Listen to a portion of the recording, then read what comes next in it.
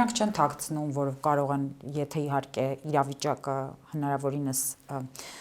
հարմար, այսպես առիթ տրամադրի, կխառնվեն միանշանակ, Դոնալդ Թրամփը ինքն էլ հայտարարեց, որ եթե Իրանում սկսեն սպանել ցուցարարներին, ժողովրդին եւ այլն, Միացյալ Նահանգները անպայման գետնի վրա կխառնվի։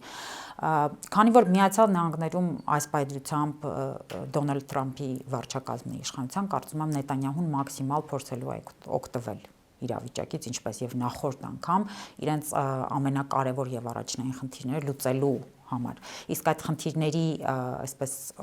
ամենաթերևս կարևորների մեջ հենց Իրանի հետ անմիջական հարաբերություններ կամ Իրանի հետ ունեցած խնդիրներն են եւ Իրանին իբրև հակառակորդ մաքսիմալ նեյտրալիզացնելու խնդիրն է տվյալ դեպքում նույն Իսրայելի համար։ Կրկին,